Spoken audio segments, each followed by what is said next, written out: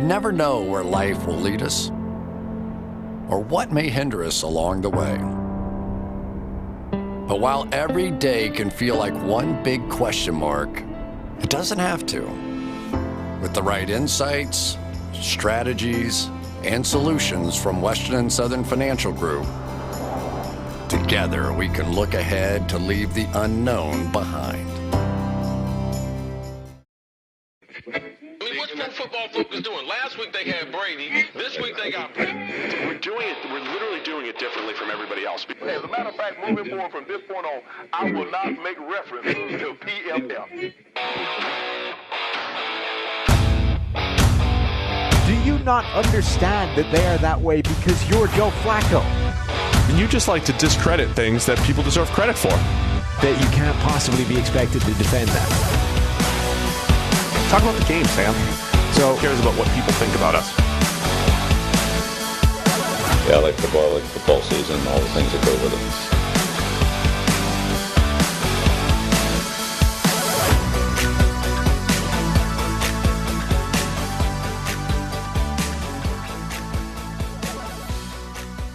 it. Welcome into the PFF NFL podcast. Steve Palazzolo back here with Sam Monson.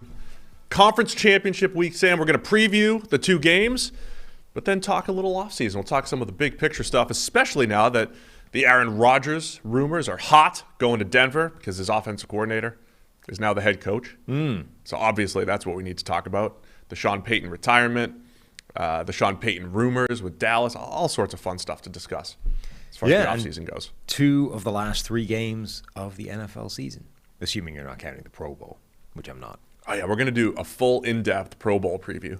We'll go player-by-player profile. I don't think that's going to happen. Yeah? East-West Shrine Game, Senior Bowl, so we're already at the College All-Star Week and all that stuff. I mean, it never ends. Yeah. PFF guys down there now. The tailgate guys are over at the Shrine Game, Vegas, so there's a pretty good chance they don't make it back, ever. Yeah, right? Shrine Game up in their game, trying to compete with the Senior Bowl. Yeah. Going Vegas. And getting Eric Galco in there, running the show. Good stuff. I mean, look, the Senior Bowl, the draft starts at the Senior Bowl, that kind of stuff. On the other hand, Vegas, Mobile. You know, one's got a selling point the other doesn't have. Mobile Vegas, as they call it, in Alabama. All right, you ready to preview these games? Let's go. Is this real question? Can we get some odds on this belt hanging here for the entire show and not falling? It will stay there perfectly as long as you don't screw with the thing that's keeping it there. Our championship belt. Like that. Well, sometimes I like to grab it, throw it over my shoulder. You know that. Yeah. Sometimes I like to use it as a prop. Can't do that anymore. All right, well, let's start with our AFC preview. It's the first game, Sunday afternoon, Bengals and Chiefs. Can you believe we're here? That the Bengals, at the beginning of the year, would you, if I told you the Bengals were going to be in the AFC Championship, crazy? Yeah, nuts. There's no reason that should be the case. And that's why, Zach Taylor is, I think, the favorite for Coach of the Year, because the thing is essentially just like, what is your preseason over-under win total, and how much did you exceed that? And the Bengals exceeded it by a lot. They weren't supposed to be, maybe a playoff team, but not a team that was going to go on a run and get to the AFC Championship game. And the reason it's happened is because that connection of Joe Burrow to Jamar Chase is as potent in the NFL as it was in college, where those guys tore the college landscape to pieces on their way to a national title. Chiefs are favored by 7. Despite the Bengals beating the Chiefs, it was in Cincinnati, but it was in Week 17. The spread on that game was, I think, 5.5 in that range. So Vegas believes the teams are a little bit closer together, but at this point, the Chiefs have that home field advantage this time around. I want to go back to the end of that Chiefs-Bengals game from Week 17 and remember what happened. The people thought that Zach Taylor was crazy. They thought he was crazy. He was doing crazy stuff. It was, 31-31? It was tied, whatever it was. At the end of the game, 29-29, whatever the game was. It was tied at the end. Bengals had the ball over 2 minutes left in the game, and they didn't want to score right away. And not only did they not want to score, they were not content with kicking a field goal. They were doing everything they could to not kick the go-ahead field goal and then give the ball back to Patrick Mahomes. And knowing what we just saw this past weekend, Zach Taylor wasn't all that crazy. And then eventually the Bengals, they had a little bit of luck. They went for it on fourth down. They failed. They had a penalty on fourth down that gave them a fresh set of downs. It allowed them to run the clock out from about 50 seconds all the way down to 3, kick the game-winning field goal. Patrick Mahomes never saw the ball in a comeback attempt. In a game where Mahomes was good. You know, the Chiefs moved the ball extremely well, and the Chiefs were up 2 scores early in the game. So that's the other part of this. But the end of the game situation, looking back now, how smart was that as far as what the Bengals did? And, is it going to come down to that fine of a line here in this game? Yeah, I mean, I don't think it was crazy at the time. Like, they didn't want to score too soon. They were deliberately sort of not getting in with the sneaks, with the runs right up the middle. And it was because you don't want to give Mahomes the ball with like 90 seconds left to work. Apparently you don't want to give him the ball with 13 seconds left to work. So absolutely try and drain as much of that clock as you can. The two interesting parts of this game were the things you just brought up. One, that the Chiefs were up big. Like, they were up by a couple of scores a couple of times in the game. And then the Burrow to Jamar Chase thing took over and they were able to execute that comeback. That, I think, is both. It's one of the. I don't know which way that cuts this week, right? Because it shows that Kansas City could easily start racking up some points and putting the Bengals in an ugly hole. But it also shows that if they do that, Cincinnati are capable of that comeback. A lot like, not quite the same, but you remember a couple of years ago, the Chiefs were down like double digits every playoff game they played. And it was almost like they were better in that situation. Just being able to go, all right, screw conventional play. We're just going to put the ball in Mahomes' hand and let him go to work. That's kind of when the Bengals are at their best as well. When they go, all right, we're not running Joe Mixon anymore. It's time to just turn the ball over to Burrow and let him cook. That's when they're at their best. And every time they needed a big play in this game, it was to Jamar Chase. I think that's, it is. It shows why the spread is as wide as it is in this game, because you can easily see a scenario where Kansas City does that again, puts the Bengals in a double-digit hole, and then the question becomes, does that Burrow to Chase thing still work? And they feel like they've been walking a tightrope for a while now of, Burrow's incredible play under pressure. And at some point, that feels like it has to run out. Incredible play under pressure, but still a lot of negative plays. Still the 9 sacks, right? So what? That's interesting. What was that? That's a piece of my chair. Oh, that's okay. I believe. I thought it was a piece of the belt. Nope. A piece of my chair just fell apart. No, I don't care about that. I mean, when you put a large man on a chair that's this big, things might fall apart. Just parts of the chair just start dropping off. Yeah. All right. It happens sometimes. I mean, I'm okay with that. I broke some antique chair at my wife's stepdad's house one time, and I just kind of leaned back, and the thing just went cracked, and he's like, "Yeah, we can replace it." Things like, you can't sit in antiques. Well, yeah, he should have known. You should have known. No, I didn't know. I didn't know it was an antique. I thought it was just another normal chair. So it was just a chair. Yeah, I didn't know. It's his chairs. They were, I don't know, they're worth a lot or something like that. Well, they would be if they're antiques. Don't let a 280-pounder or 270-pounder, whatever I was, don't let me sit in it. Maybe. No, you can't mess with the antiques. Maybe I shouldn't have leaned back. But if I fall, you'll know. Yeah, I think it's more likely that you just comically sink down. In slow motion. That would be funny. Which I think would be worth it, so I'm okay. That was on purpose. Now I feel too low. Anyway. Now you can't get it back up. What were we talking about? What are we talking about? Just Burrow under pressure. Just tweeted out the link. Welcome to YouTube, everybody. You were about to go like full analytics nerd and be like, yeah, but he's taking 9 sacks, so he's bad. I'm just saying those are part of the negative plays. Yeah. EPA matters in an offensive evaluation. Yes. It does feel, though, so Joe Burrow has been one of the best quarterbacks in the NFL under pressure this season, and in particular in those last couple of games. So the only quarterback ever to win a game, since the merger, to win a playoff game whilst being sacked 9 times. That was crazy. And when you look at the game, it was so many of those plays. Sacks are one of those things that are a little bit on the quarterback, a little bit on the protection, and how much sort of varies play to play. And that's part of what the PFF grading does, is sort of correctly assign like where that dynamic falls.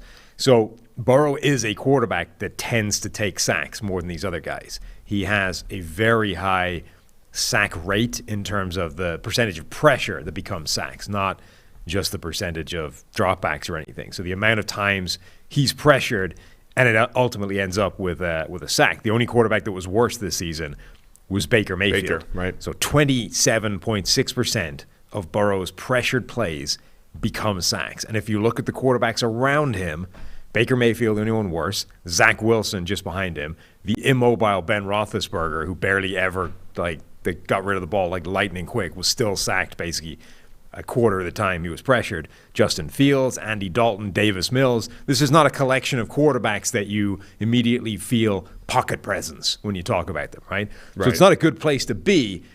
But when you look at those pressures against Tennessee, so many of them were just oh, he's got no shot. This is just immediate death. Jeffrey Simmons whoops Adeniji, and Burrow's immediately down. There's just nothing he can do about it. And if you look the week before, he was actually under pressure more against the Raiders, 36% of the time against the Raiders, which is a pretty big number. Ended up playing incredibly well under pressure despite that. But play under pressure is one of those things that it's a tightrope. It's not that you can't play well under pressure as a quarterback, and you can do it for a while, but eventually you always fall off that tightrope. You don't survive long term in that scenario. So Burrow this season, highest PFF grade highest passer rating rather in the NFL under pressure. His PFF grade, it's good, it's not great, it's 5th. Josh Allen was the number 1 graded quarterback in the NFL under pressure. Remember, Justin Herbert last year was number 1 by a distance, and we were sort of saying, well, remember, this is not a thing that the same guy does not lead the league in grade under pressure every single year. It's a stat that fluctuates wildly. So Herbert, number 1 last year, dropped all the way down to 15th this year, and his passing grade dropped to the low 50s. So that kind of shows you how transient this kind of thing is. My point being, Burrow has been riding his luck for a while under pressure. That was obviously the thing that ruined the Bengals last year. They were better this season, but they got banged up and they've been forced to turn to depth players on the offensive line. And Burrow's been able to make it work for the last few weeks. I don't know if that holds up again this week. Even just looking at the last game against Kansas City, a weird accumulation of stats, right? Burrow finishes 30 of 39 for 446.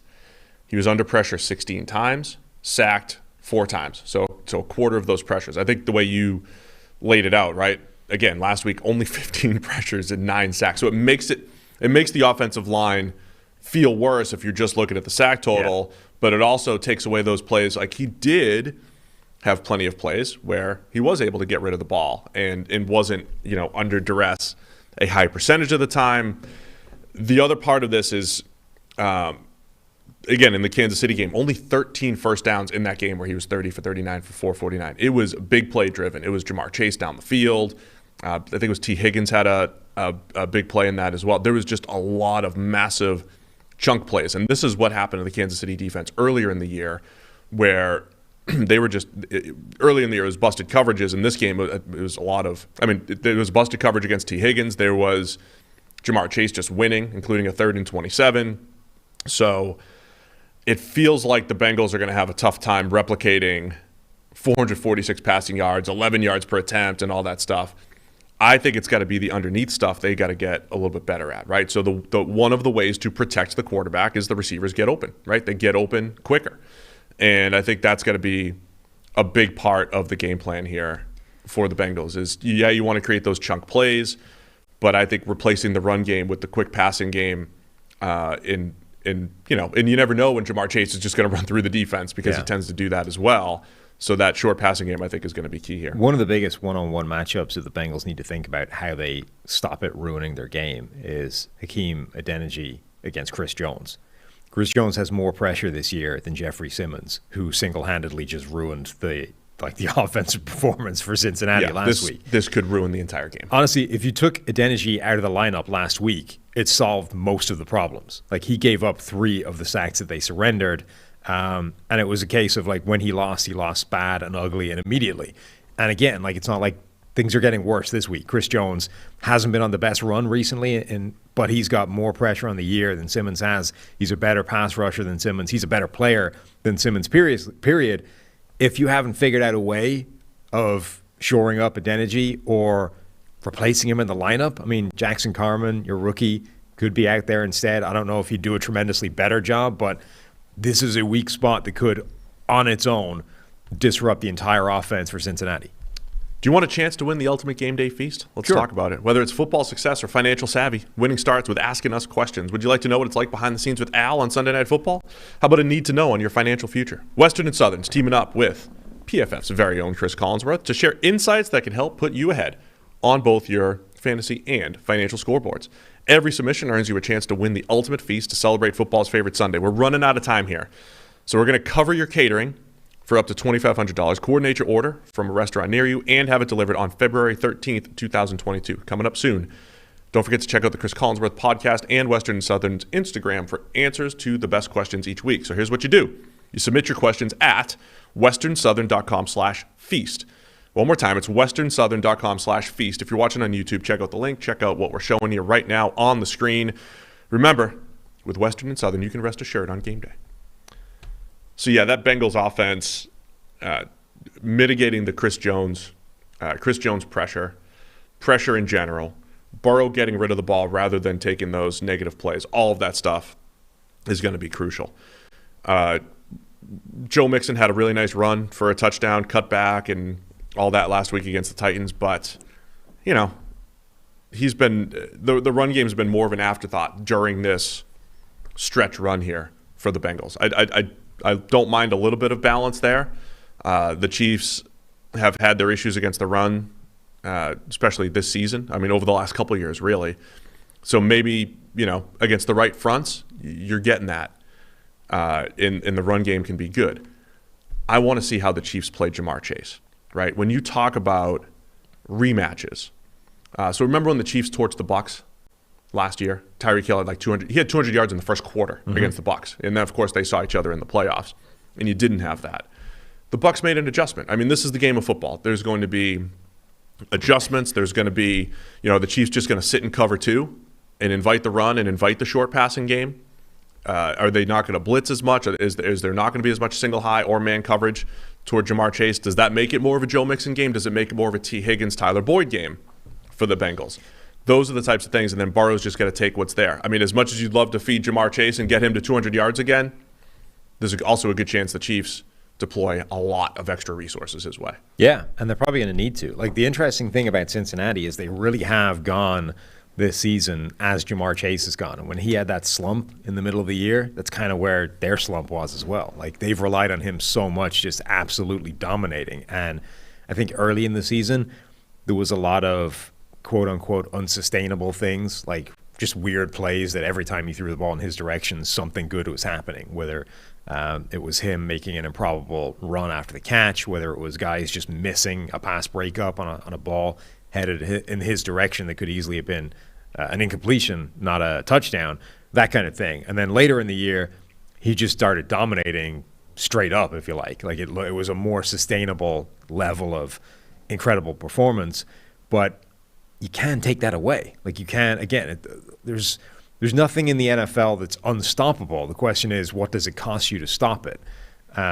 So the Chiefs can and should dedicate extra resources to Jamar Chase, and Bill Belichick style, just force him to win somewhere else, right? If T. Higgins or Tyler Boyd is the guy that kills you in this game, so be it. It's better than just letting them ride the thing that they've been riding all season long, which you know can destroy you, because it did it the last time. Like, if they face another 3rd and 27 and Jamar Chase is one-on-one on the outside again, that's negligent game planning. That's just bad coaching. Like, you can't let that happen again. All right, what about the other side here? What can the Bengals do to stop the Chiefs' offense? Not much. Because they really didn't the first time around. And they gave them the right game plan, right? This idea of, the problem is the Raiders fixed the Chiefs for everybody else, right? The Chiefs were legitimately in a weird slump. They were knocked off their confidence. They were turning the ball over at a freakish rate of knots. And even though they were moving the ball well, when they were forced to be patient, they kept choking, right? That's the only way of explaining it. They were choking and causing turnovers that shouldn't have been there, and it was causing issues.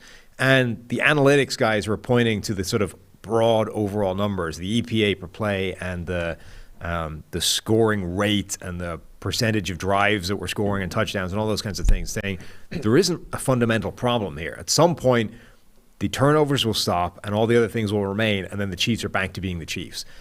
Whilst that's the way it's happened, I don't think it was necessarily true at the time, because I think they were being forced into those situations by teams making them be patient. And when they were forced to be patient, they were off their game. The problem is that particularly 2 games against the Raiders, the Chargers chipped in there as well, but a bunch of teams gave them defenses that simply did not put them in those situations for a run of 3 or 4 weeks, right? They had a month, basically, where nobody gave them that problem again. And simply playing a month of play without being challenged seems to have righted the ship. It seems to have given them the confidence back. And all of a sudden, if you do make them be patient, like Buffalo did, they're fine now. They can do it. They can go out there. They can have a 15-play drive that results in a touchdown, and you can't stop it anymore. So the Bengals last time, they did give them those 2 high looks, and it was more successful. So 67. When they rotated to single high, which again, you can't just sit in the same thing the whole time. When they rotated to single high, you have DeMarcus Robinson getting behind the defense. They did create some big plays when they played more single high, so one-on-one type stuff. They ran 67% of their coverages with some kind of 2 high type of shell. When they went to those single high looks, the Chiefs averaged 12.3 yards per attempt. So again, it's giving you the game plan. The game plan is what you did before. It's stay as much as humanly possible in those 2 high looks, because that is the best way of slowing down the Chiefs. The problem is it doesn't slow them down enough when they're in their groove, which is where they are right now. There was a lot of what-ifs in that last game, too, for both sides. The referees had at least one ticky-tack pass interference call that went against the Chiefs. The other what-ifs, if you're a Chiefs fan, I heard Chiefs fans say, "Oh, the referees blew this game for us." If you're a Bengals fan, you're like, "Yeah, but Mahomes also threw 2 passes." Right to defensive. There was that one drive that the refs seemed to just be like, "No, there's no way this drive is ending for Cincinnati." We were going to keep it going. I'm not arguing it. I'm just saying there were some what ifs with some play calls, with some calls from the refs. There were some what ifs as far as Mahomes had 2 turnover-worthy plays, but no interceptions, 2 passes, pretty much thrown right to defensive backs. I believe both were 2 high looks. At least one was just a misread of cover 2. For whatever reason, though, Mahomes doesn't do a whole lot of misreading of coverage in the playoffs. For whatever reason, playoff Mahomes, who's undefeated against non-Tom Brady-led teams in the playoffs, Mahomes doesn't make a ton of mistakes.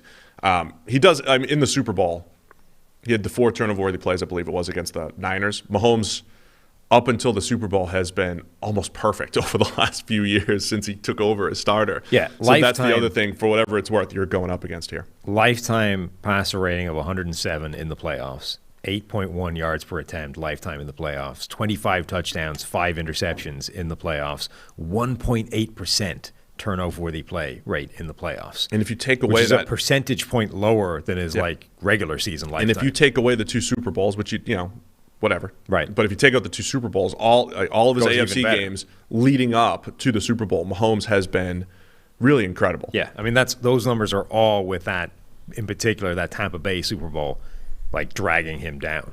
Here's the other number. His numbers have been madness in the playoffs. The other number last week, Mahomes 90% adjusted completion percentage. Yeah, he completed 75%, had 3 drops, had 4 throwaways.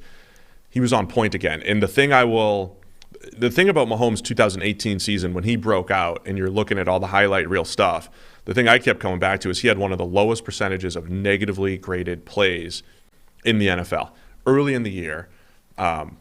By the way, again, just to reiterate, the slump was real, right? They did score 3 points against the Titans. They did barely move the ball against the Giants and put points on the board, right? I mean, those things really happened earlier this season. The Packers, he averaged 4.5 yards per attempt. I mean, those things really happened. But there was a point in the season where Mahomes had, his negatives were up. He was just missing throws he wasn't normally missing, and he's shored a lot of that up, right? And again, it's coinciding with that, hey, we could play that underneath game, that patient game, better than ever. And then the question every defense has to answer, how do you cover Tyreek Hill and Travis Kelce? To me, it's tough for the Bengals. They had 3 turnovers last week, one with the Titans in the red zone. First play of the game, of course, on Tannehill. And then the one that essentially led to the game-winning field goal for the Bengals, which I will reiterate was not a bad decision by Ryan Tannehill. He threw the thing one-on-one coverage, then gets tipped up in the air. Bengals need some of that stuff happening if they're going to, pull the upset as touchdown underdogs here. Yeah, they do. Turnover luck. Well, turnover luck or just simply taking the turnover opportunities that arise. Like you said, that Mahomes tossed them a couple in the last game, and they didn't come up with them. If they came up with, they need to come up with one of those. I'm saying Mahomes isn't going to do it. He's going to be on point. I think he might do it. I mean, he's done it so much this season. I understand the playoff Mahomes has been different than regular season Mahomes, but even so, he has given them opportunities a lot this year. And if you're the Bengals, you can't let those hit the ground. And this is so when you look at some of the corners, the players that they have at corner are not necessarily ball hawks. This is an interesting thing about Eli Apple. Eli Apple hasn't played badly necessarily for stretches for Cincinnati, and obviously he's the guy that got the Ryan Tannehill turnover, but Eli Apple does not tend to catch interceptions. He was the guy, the misread of cover 2, the ball thrown right into his hands, and he just dropped it. That's the Trevon Diggs argument, when we're like, yes. Trevon Diggs had a bunch of passes thrown at him, but he catches all of them, and it's a fair point. Yeah, there is value to the idea that same pass thrown at Trevon Diggs is intercepted. 100% he catches that. Eli Apple, exactly the same play, made the break on the ball, didn't come up with it. And that it's more important in a game like this against an offense like Mahomes to take those opportunities. I think this is not a static value thing. There are some games, like that, the 49ers Green Bay game, right, where nobody was scoring any points, nobody was moving the ball. Okay, if you drop an interception, fine.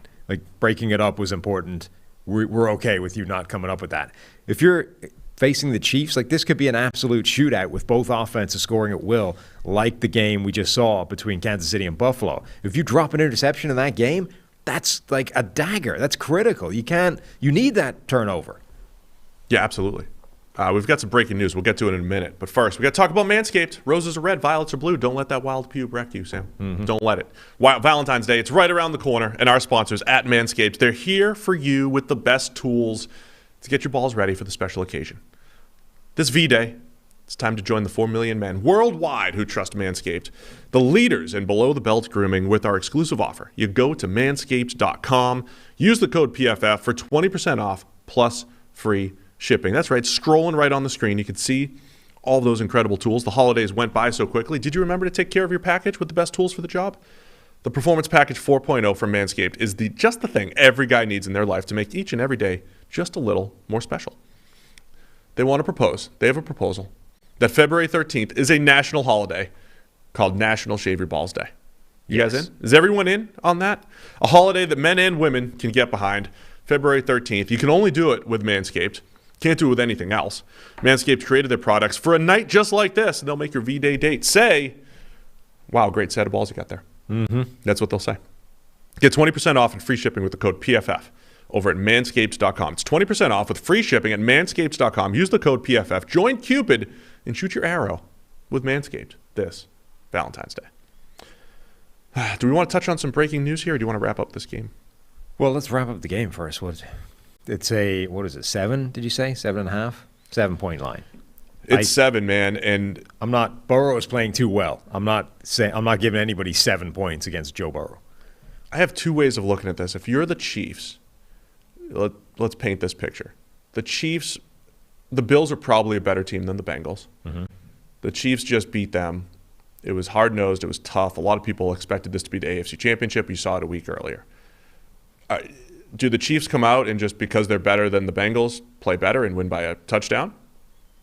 Or are they spent from this game? Going back to, when we were describing the Titans all year. How do you get up for these games week in, week out? I think the Chiefs, they're battle-tested. They've won in the playoffs. I think they're going to do it. I think they're going to do it in cover. I think they're going to come out and play their play the question is, can they play their best game again or their top end game? And I think the Chiefs can do it. I'll say they cover. Just remember that run of the statistics of Joe Burrow in gotta have it games. Ooh, the man has been like that's right. You're working otherworldly. Oh man, he hasn't had a grade. Another 400-yard game for him. He hasn't had a grade lower than 74 since week 11. Like 90. He's taking care of the ball. And in that time, he's got his many. I think Spags has a better game plan for Jamar Chase. Since week 11, Joe Burrow has more 85 graded games than Mahomes has all season. Spags is going to learn his lesson because they blitz too. Remember, Spags was giving his explanation. 3rd and 27. We're gonna speed him up. We're gonna heat him up a little bit with a blitz, right? And you're not going to generally complete a 27-yard back shoulder to Jamar Chase, but those dudes are special. Spags is going to learn his lesson, play a little bit more conservative. And do you really have to blitz when you have those mismatches up front with Chris Jones and Adeniji and that is what the Chiefs are bringing? Like, that's the one area that I'm massively concerned about if I'm Cincinnati. Yeah, since week 11, Joe Burrow has 4 games with a higher grade than anything Mahomes has had all season, including that last playoff game. 4 games of 89 or higher. Mahomes' highest this season is 85.5. Man. All that said, give me the Chiefs to win and cover. Greenline likes the Bengals, I believe.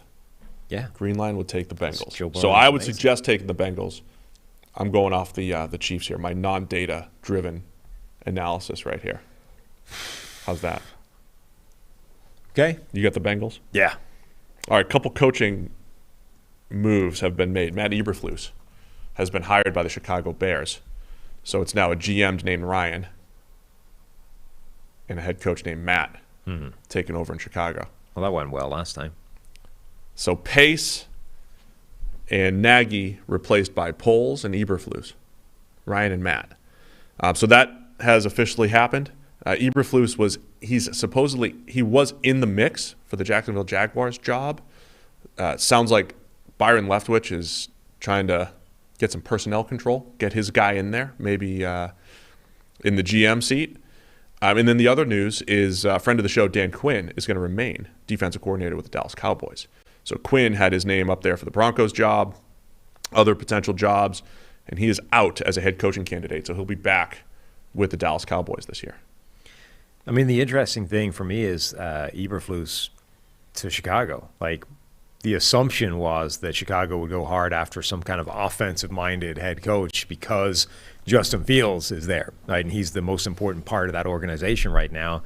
They didn't. They go with a defensive mind who presumably now has that same task, right? Who is the offensive mind I'm bringing in to pair with Justin Fields? Eberflus is another guy because Jonathan Gannon, the defensive coordinator for the Eagles, was getting a lot of publicity throughout this whole cycle. It does seem like the defensive coaches that are making their rounds are all, and not to oversimplify this, they're all zone heavy, a lot of softer zone. It's almost like when we went back to that, everybody was hiring Tampa 2 coaches, Tony Dungy and Lovie Smith and Raheem Morris at the time. Like, it was all Tampa 2 coaches 20 years ago.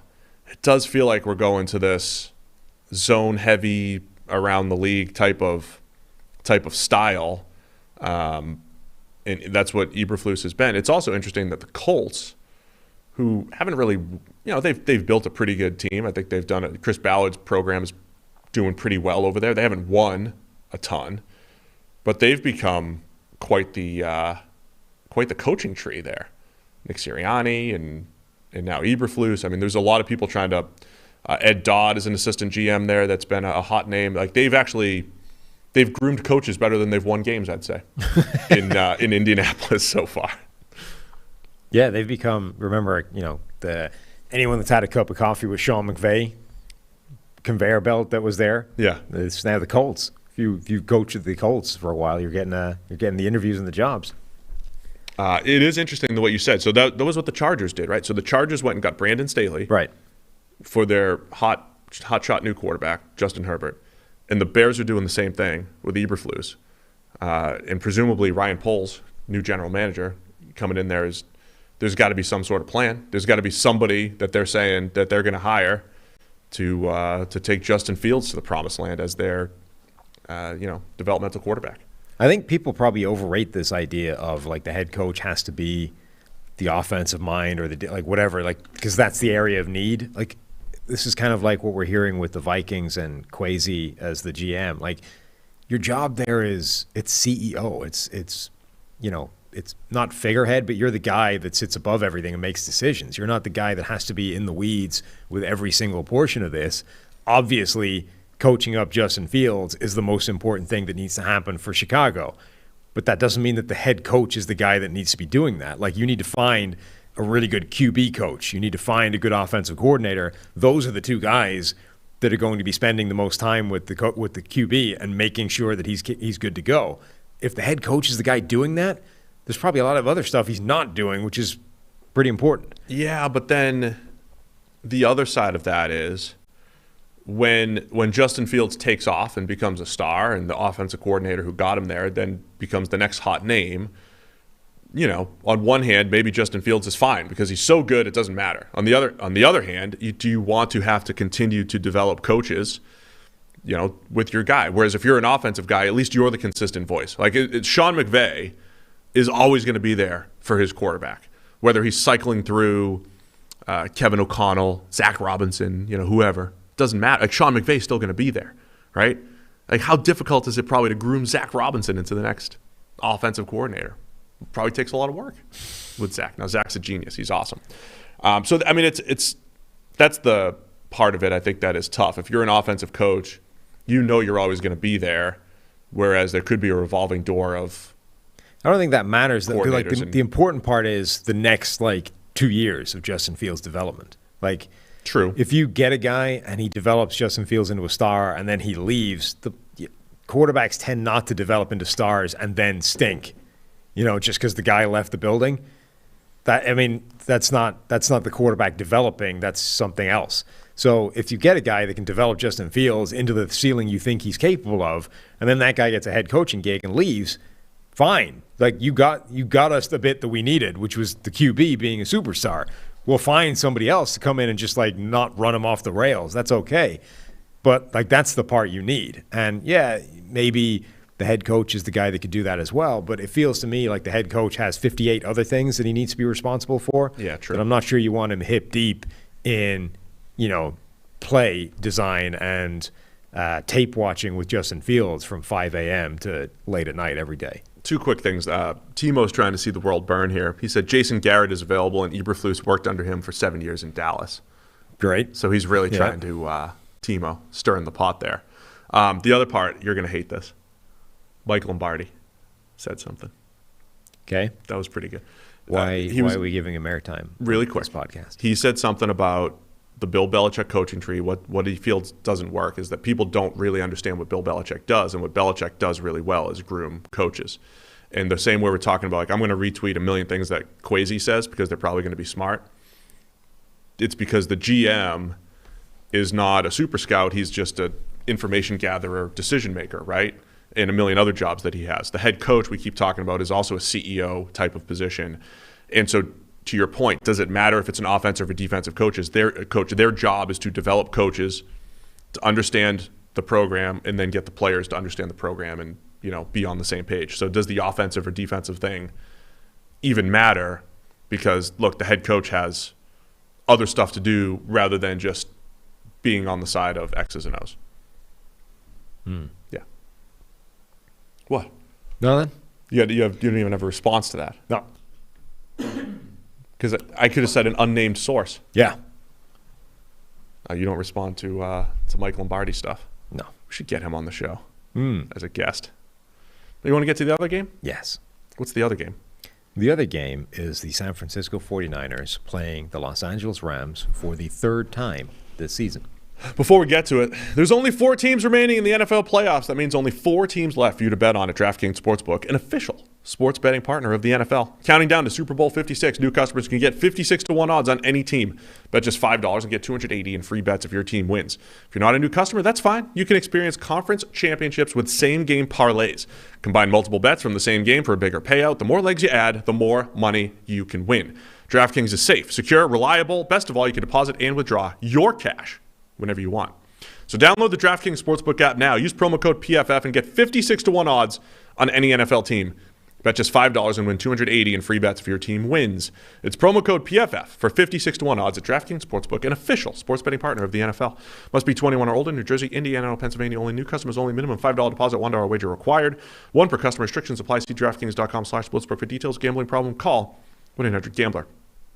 See what happens when you're an official partner of the NFL? You can actually say Super Bowl 56 rather than the cryptic way we have to do it for our key sponsor here and say there's a big game on February 13th, 2022. You should watch it, and we'll get you $2,500 of food. It's probably expensive having to, it probably is with the NFL. So Western and Southern, not an official NFL sponsor. DraftKings is. I'm not sure they want you pointing that out in the podcast, but you be you. That's all right. Nobody's watching. They'll cut that out. I don't think that's true. What do you mean? All right, next game. All right, let's go. Niners-Rams. Mm-hmm. How come Sean McVay, boy wonder, can't beat the 49ers? I don't know. Oh. I don't have a good answer. Great. This is going to be an outstanding podcast. I think that, do the Niners, just to paint the picture here. Last time this game happened, I was like, well, of course, do the 5 games actually matter? The 5 previous games that the Niners beat the Rams? Yeah. And you're like, nope. Doesn't matter. Then Rams get up 17-0. And not only did they get up 17-0, something happened in Sean McVay. He sprints across the field, or just up the sideline, into the end zone to celebrate. It was Stafford to Higbee, touchdown to go up 17-0. And McVay, in the second quarter, it was like he was celebrating a Super Bowl win. It was a little over the top. But I feel like you could see the emotion of, man, we can't beat this team. We put in a few extra plays this week to make sure that we're going to win this game. We put a little extra effort in this week. Now he's getting that. Now he's getting the questions, But is Kyle in your head? Yeah, but but something was happening in the second quarter in that game where McVay felt like, okay, we finally did it. We're up 17-0. The good plays are working. We saved the good plays for this week. We got our Stafford. We're good. And then they blew it in overtime, lost to the Niners. And the thing that happened in that particular game was the Niners had a really important drive before the half to just kick a field goal, to get it within 2 scores. And then slowly but surely they got back into the game. The Rams were up 17-0. Yeah, that's what I've been saying. And but at 17-0, McVay was celebrating like they'd won the Super Bowl. It was as if they put a lot into getting off to a good start. In they were ready. They were ready for the Niners. But then they almost blew it. They did blow it. Yeah. Just like last week. And they'd blown that lead before the fourth quarter. Like the 49ers come all the way back in the third quarter. Okay, the Rams then added another touchdown, but like the 17-0 lead was gone. Like in the middle to the late of the third quarter. And then fourth quarter, Stafford showed up. He leads a game-winning or go-ahead drive. But fourth quarter, Jimmy Garoppolo showed up too, and he led a game-tying drive and eventually the game winner in overtime, game-winning field goal. Stafford throws an interception to end the game. So this makes 2 out of the last 3 weeks now. Week 18, and then the divisional round that the Rams blew a big lead, 17-0, and then 27-3. The Rams need to figure out, first, you want to keep that same hot start. They also had a hot start against Arizona. The Rams have been starting great. Script plus, whatever you want to call it. Remember that Baltimore was similar as well. Almost blew it against Baltimore. That's right. So the Rams need to figure out a way to maintain a lead if they get it. That's my analysis here. They've done a great job getting up.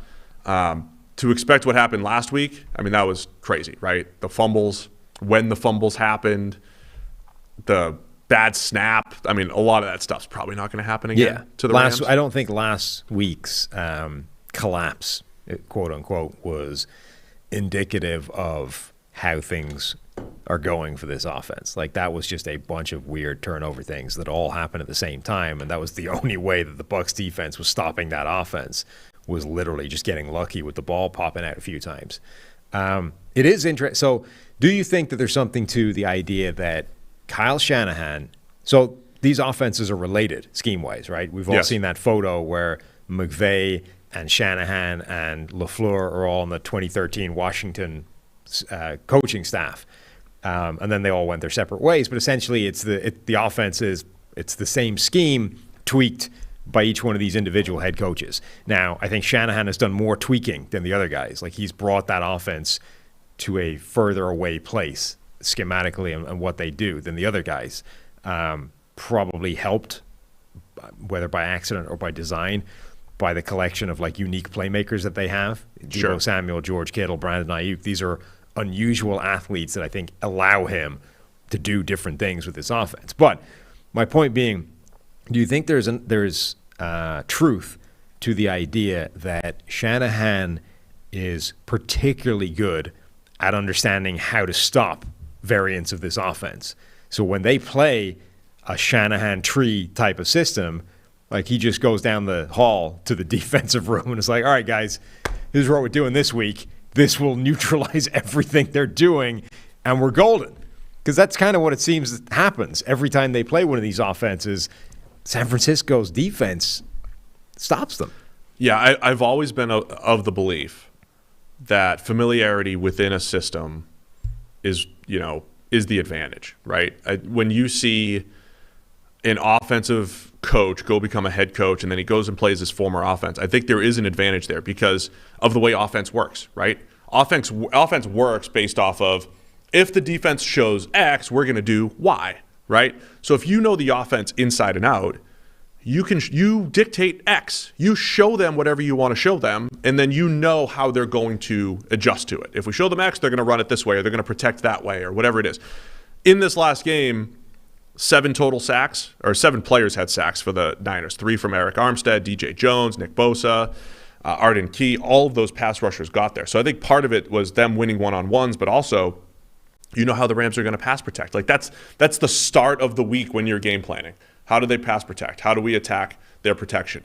It seems like the Niners have done a really good job there against the Rams. I also think on the other side of it, so I think Shanahan's familiarity with the offense, and if you look at the teams, is helpful. They've played a variant of this offense a lot this season. And if you look at the points totals that those teams have had, obviously Green Bay, 10 points last week. All right, Frozen, we can put that down to weather to some degree. The Week 18 game against the Rams scored 24 points, 17 of which they got early in that game. Cincinnati, Zach Taylor, this is a variant of that offense as well. 23 points when they beat the Bengals. What else we got? The first Rams game, the Rams only scored 10 points.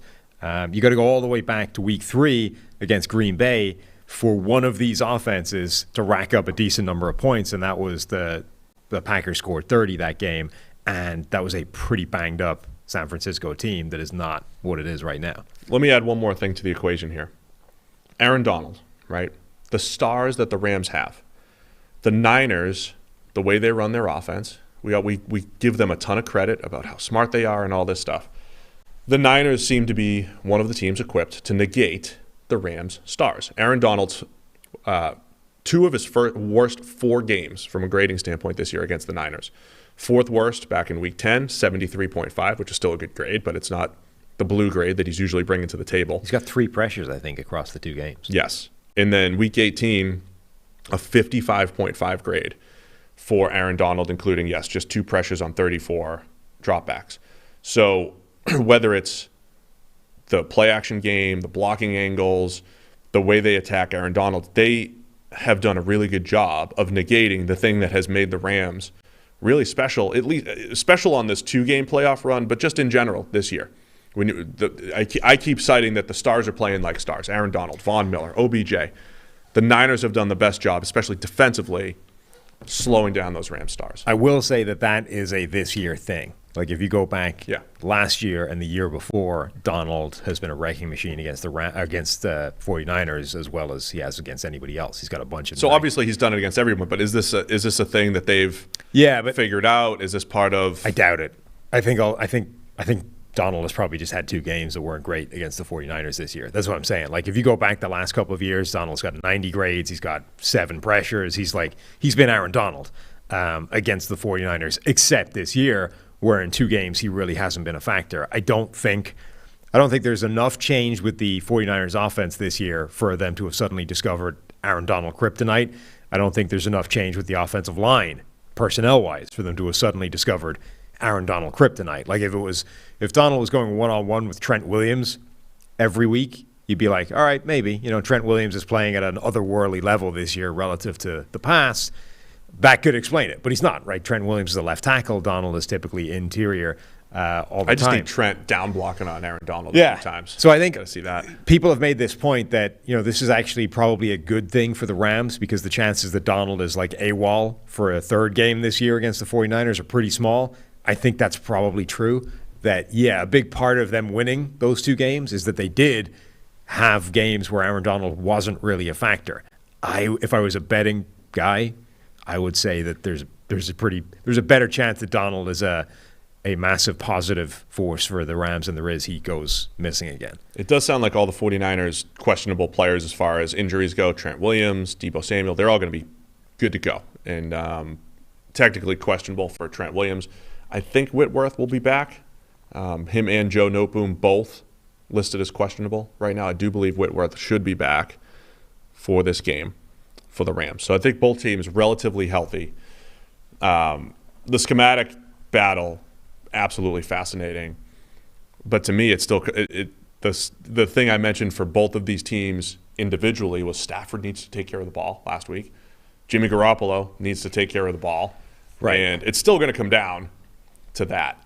That for the 49ers, that's the elephant in the room, right? It's Jimmy Garoppolo throws the ball at the defense at a staggering rate for a guy who doesn't bring an awful lot to the table in terms of like high-end play, right?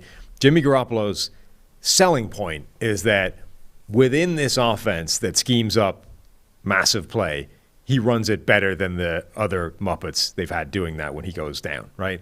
Like Nick Mullins is productive enough within this offense that he gets on graphics with like Andrew Luck and Patrick Mahomes. But Nick Mullins is not a good quarterback. The same thing is true with C.J. Beathard, much though on a, 2-throw sample size or whatever, he's the number one graded quarterback in the league this year. We know that C.J. Beathard isn't great. So the gap between Nick Mullins, C.J. Beathard, and Jimmy Garoppolo is significant. And it's probably enough that, the people have got these sort of on-off splits in terms of wins and losses, right? Jimmy G just wins. And if you look how many games he's won relative to how many games Beathard and Mullins won, it's night and day. So I think it's a reasonable thing to suggest that the gap between those two guys and Jimmy Garoppolo is significant enough that it crosses the threshold between you'll lose most games and you'll win most games, right? But he's more of a passenger on this thing than he is driving the boat. Like Garoppolo has 11 big-time throws all season long, including 2 playoff games. That's a 2.2% big-time throw rate, which is one of the worst in the NFL. Last year, Tua was the worst in the NFL, 2.7%. So it's like a historically bad run of like bringing no big throws to the table. But he's second in the league in yards per attempt, 8.5, which is trailing only Joe Burrow. So they move the ball. Like the offense is productive. It's efficient with Jimmy G at quarterback, but you're not doing that much. And what you are doing is tossing the ball to the defense a lot. Those are two things that are not happy bedfellows. Like if you're going to be the guy that is just kind of steering this thing and trying not to hit an iceberg, like you're pointing this thing at a lot of ice is what I'm saying. Yeah, it's such an interesting dynamic that there's so few big-time throws in the high yards per attempt or high EPA or high whatever offense-based efficiency number you want to bring to the table. 35 and 15 as a starter, too, Jimmy Garoppolo. The success is there for the team. And that's why like this whole 49ers quarterback dynamic is fascinating because they have evidence that they don't need. Like they're in this world, you go back to yesterday's podcast, right? In this world of where all of a sudden you're looking at the Josh Allen versus Patrick Mahomes game and you're like, oh my God, how do we compete with that? We need a superstar quarterback, and our good quarterback might as well suck. It's useless to us, right? We're not winning a game against those guys. The 49ers are like the one team that can actually look at their situation and go, you know what? We're actually okay. Like, we're fine with this guy who's not great. Just being good within this system makes us as productive as any offense in the NFL. And yet they were the team out on the front of this who went, you know what, to hell with that. Let's trade 3 first-round picks to get the guy we think could be special. Well, now that guy is sitting his ass on the bench, and you're still playing the guy who's productive but offering very little in terms of big plays. That's the other big storyline in this thing, though, right? Again, we spent all offseason saying, and the 2 teams I used as an example were the Niners and the Rams, who both said, our quarterback's not good enough. They both made that statement last year in their actions. The Rams went out, traded Goff for Stafford, and the Niners did what you did and got Trey Lance. Now, the Niners are stuck, whatever you want to call it, still using the old guy, Jimmy Garoppolo, whereas the Rams are pretty much here because of the new guy, Matthew Stafford. To me, that's just a fascinating storyline here because I think they were both saying, we just got to get better. We got to get better at the quarterback position. And the Niners, maybe they still do, but they're here. They've made it here. All that said, we could throw the genius label at Shanahan and Mike McDaniel, who's getting a lot of buzz now because he gives good interviews and he says smart things. They scored 6 points last week. Yeah. Yeah, it was in a snowstorm and all. They scored 6 points offensively last week. The point being with all this stuff that Jimmy Garoppolo has one of the highest turnover-worthy play rates you're going to see among any quarterback. The only guy with a higher one this year is Mike Glennon, who had some Mike Glennon's numbers are staggering this season. So it was 4 and 17 or something, right? Jimmy Garoppolo turnover-worthy play, not good. No, it's even worse than that. It's 2 to 18. Jimmy Garoppolo's turnover-worthy play rate this year is 4.9%, which is tied with Roethlisberger for the worst in the NFL among non-Mike Glennon people. Mike Glennon's is 9.3%. It's almost twice as bad as the worst quarterbacks in the NFL. Wow. Yeah, it's rough. Yeah. I mean, Mike Glennon, this was probably the worst, amongst the worst quarterback performances anybody has ever had in the course of a season. John Skelton-esque. Yeah. Skelton's breakdown. There have been some pretty inept, QB performances down the years, but Mike Glennon this year put himself right up in the pantheon of crappy. I mean, they had the one game against the Bears where every time the Giants dropped back, they handed the Bears a field goal. Yeah, basically, 2.5 of EPA. 2.5 EPA, negative EPA for every dropback. It's impressive. That's mind-bending. But anyway, so you have to kind of put Mike Glennon away somewhere in his own little world of what the hell was that? But among people that are not Mike Glennon, Garoppolo puts the ball in harm's way as much as anybody else. And unlike those other people, he's not offsetting that with with big plays. What he's doing is you're essentially saying, I'm going to run this offense efficiently and well, and I will take advantage of most of the things you dial up for me, right? The downside is every now and again I'm going to pitch the ball to a linebacker. And the question is, what is the balance there? Because, Stafford can go out there, throw a pick six, and then the next play, heave a bomb to Cooper Kupp. And we're like, all right, it's a wash, right? Well done. In one play, Stafford can get it all back. Garoppolo's not going to do that. Garoppolo is going to go, all right, if I pitch the ball to the defense, I'm going to need to try and earn that back over half of drives. The wash is Garoppolo's going to, make a few other good throws, but it's Debo and it's Kittle and it's Ayuk. It's the other playmakers are making up for it. But it's also it's not going to happen in one big chunk play. True. It's it's going to take me a few drives to get us back into positive territory here. You're going to have to bear with me while I try and claw my way out of this negative EPA hole that I just threw us into. And in the playoffs so far, it hasn't really happened. His numbers, his grade, everything is crappy in the playoffs so far. So every one of these games, in theory, you're stepping it up in level of competition. And ultimately, this comes down to if Jimmy G doesn't up his game, at some point it's not going to be enough. He does need to take better care of the ball unless the defense balls out like they did last week. Yeah. The defense did a really nice job taking away Devontae Adams after that first drive. I want to see if they could do the same thing. Can you take away that first read? Because we always talk about pressure and coverage and all that stuff. The reason why the data has said coverage can be is more valuable than pass rush, for lack of a better term, is because if the quarterback hits his first read, I mean, if your first read is open, you pretty much can't get sacked unless you have an Aaron Donald 1.5 second pressure and finish, right? If the first read's open, you can't get the negative play. But if the first read's not open, then you have a chance. And this is what the Niners are doing really, really well. They took away first reads, Maybe Rodgers locked on a little bit too much.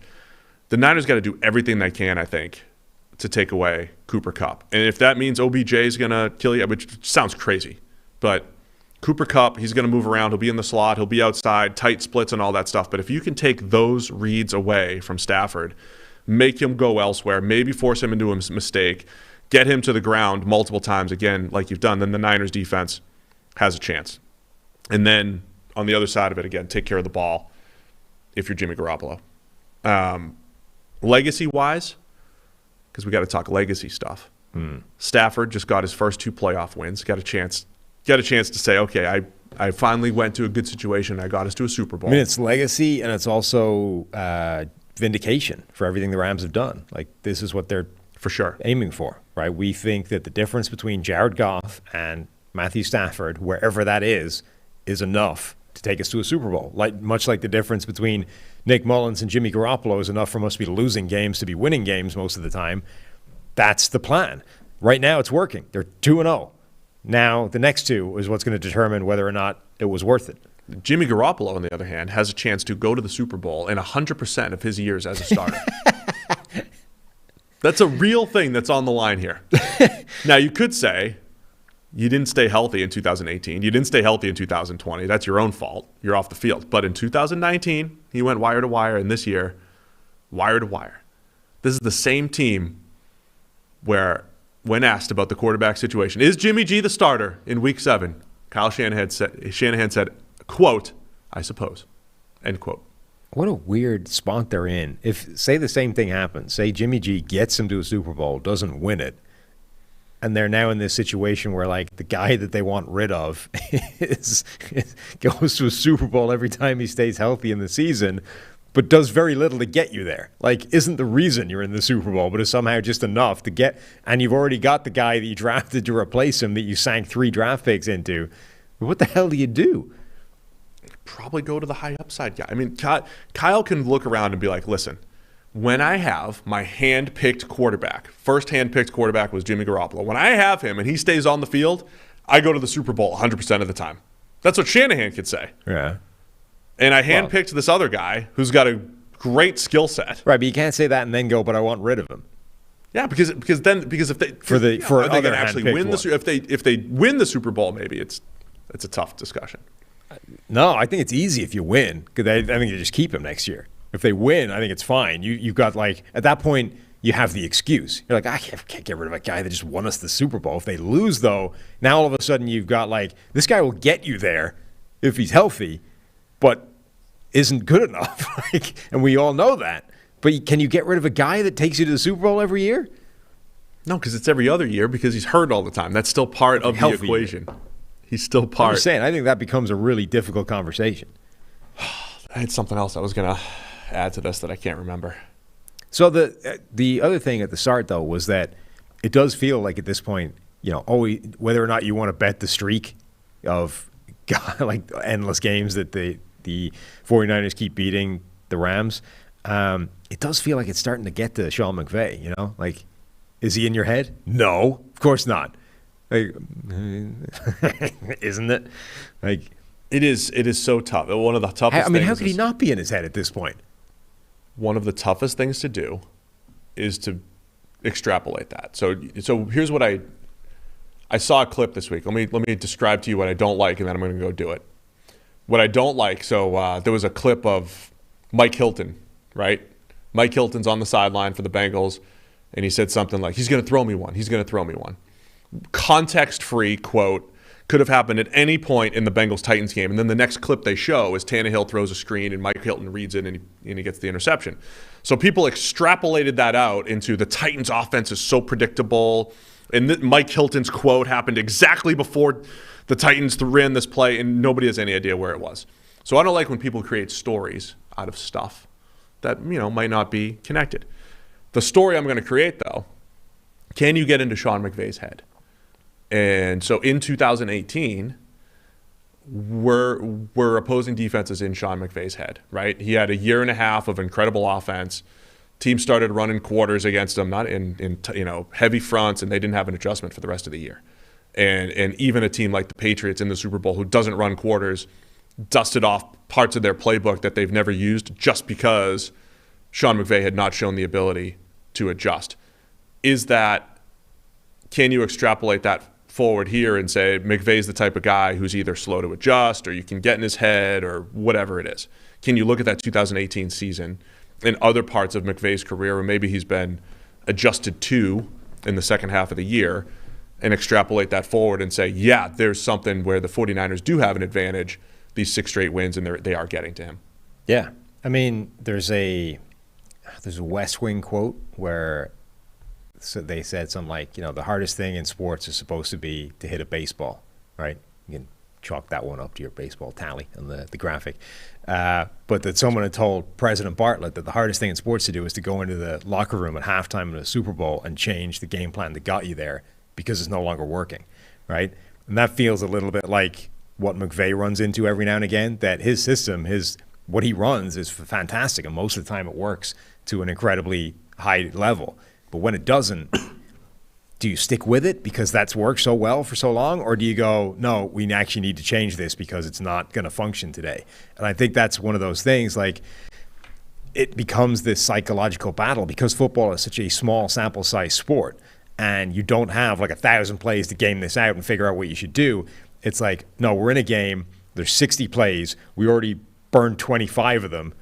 You now have, a finite number of plays to work with, and you have to decide, do you keep plugging away with the thing that's brought you there, or do you completely change it because all of a sudden the opposition seems to have a pretty good beat on what it is you're doing?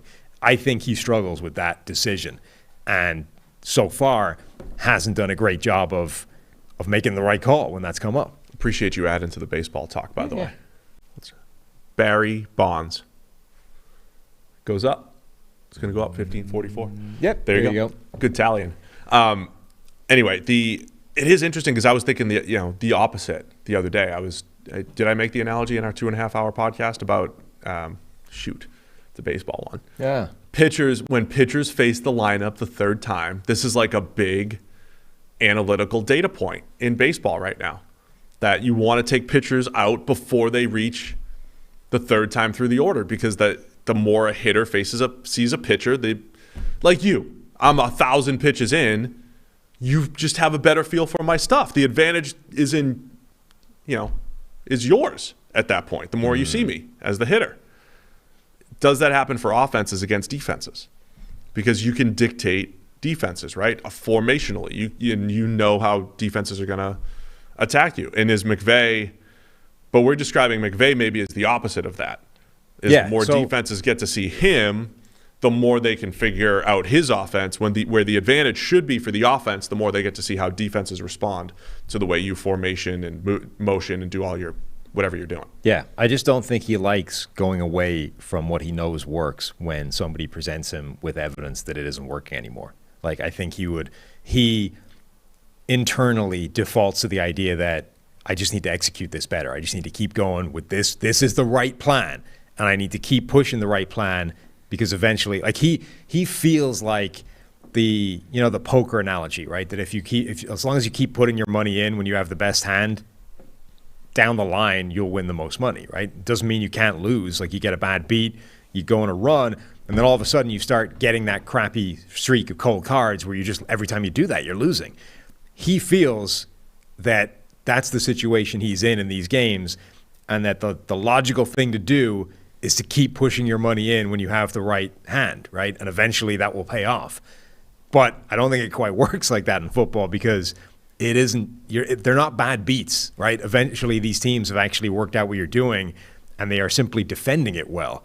At that point, you need to change your strategy and do something different. So I think that's where McVay runs into problems, is like feeling that his strategy is still the best way of winning when sometimes it isn't.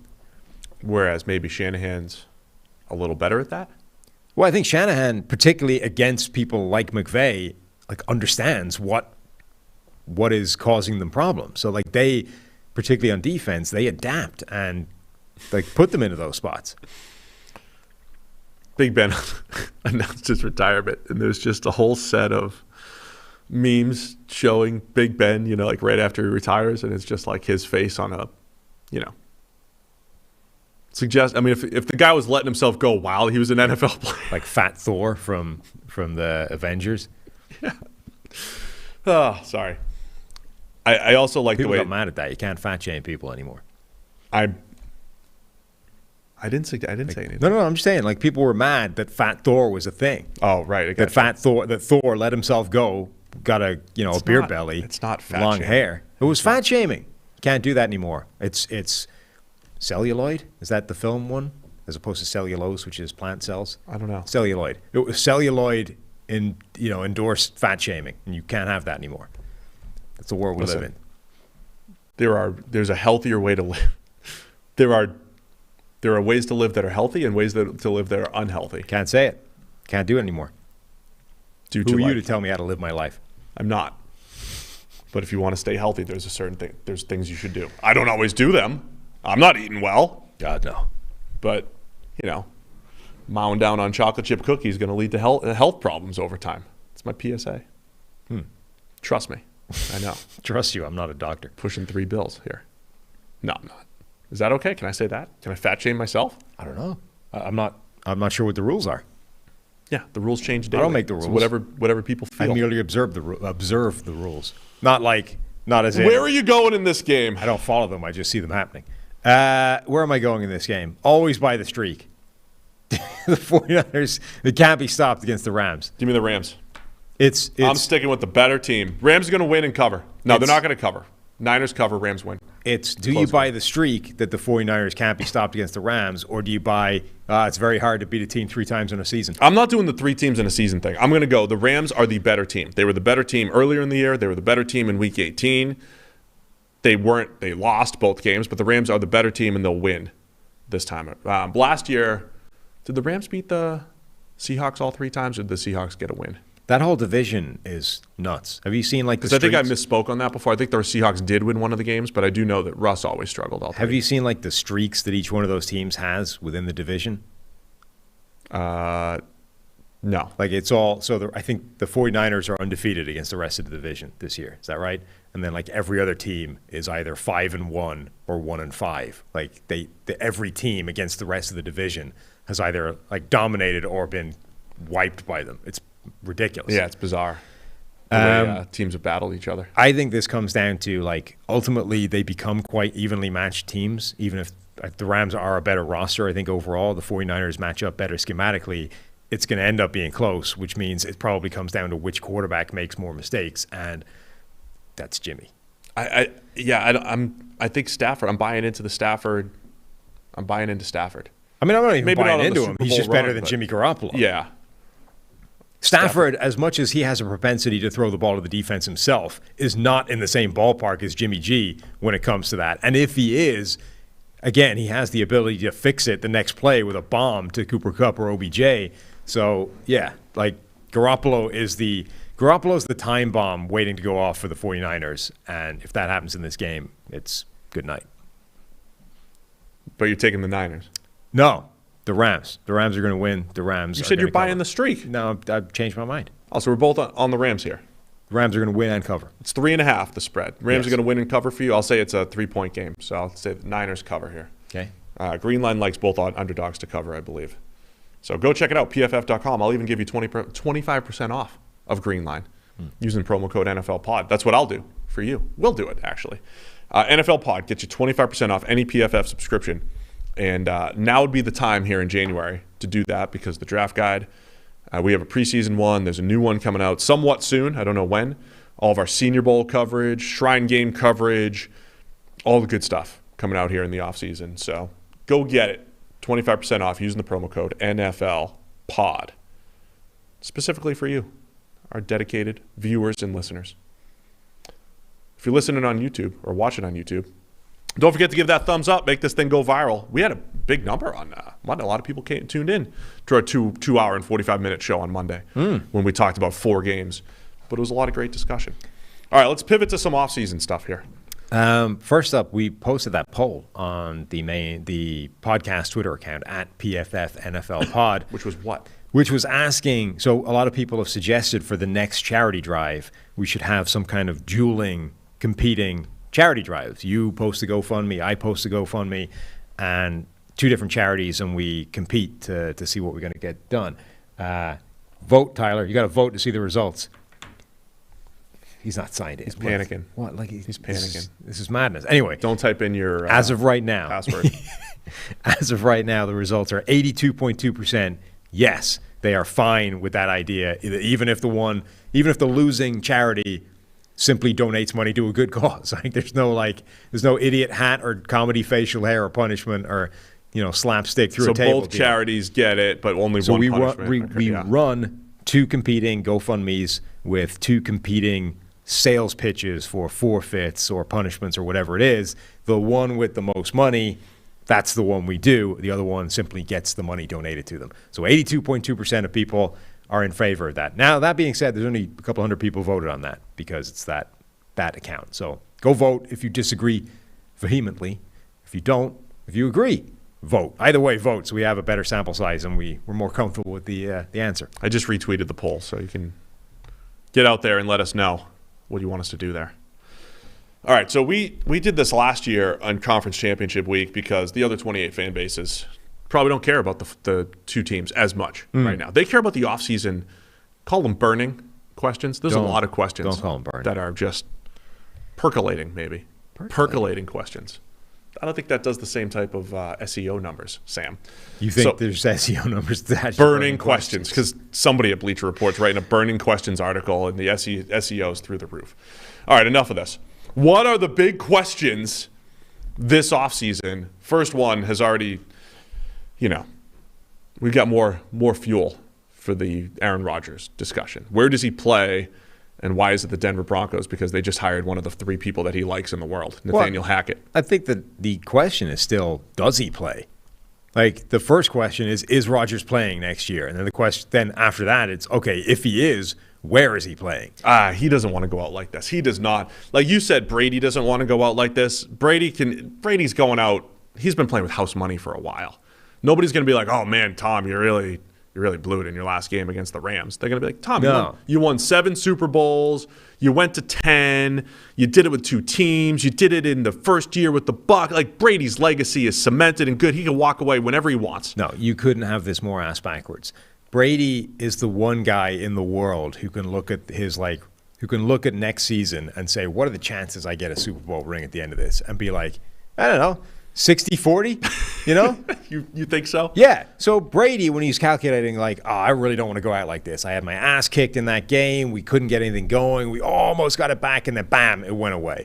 I don't want to go out like that. But in order to convince myself next year is going to be better, I need to look at that and objectively decide, have we got a good chance of winning next year? Of course he's going to say yes. I always win. This is what I do. I win Super Bowls. That's my legacy, is the 2 hands worth of Super Bowl rings. Rodgers at this point is becoming a defeated man. And he's ending up year after year after year falling at the final hurdle. And he's becoming that meme that he was himself earlier in the year. Like face first in the turf with the helmet up jacked around his head and the wild hair looking like a homeless guy. Like Rodgers is becoming that man right now. Don't homeless shame. And he is looking at the world and being like, let's be honest, I'm not winning a ring next year.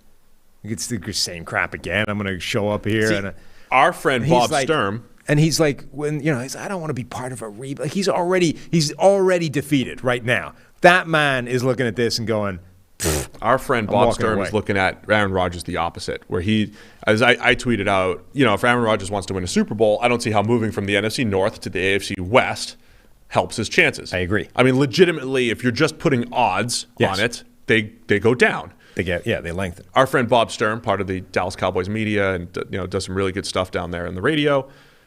Bob, he was tweeting about, in response to that, like Aaron Rodgers seems like the type of guy where he thinks he's the answer.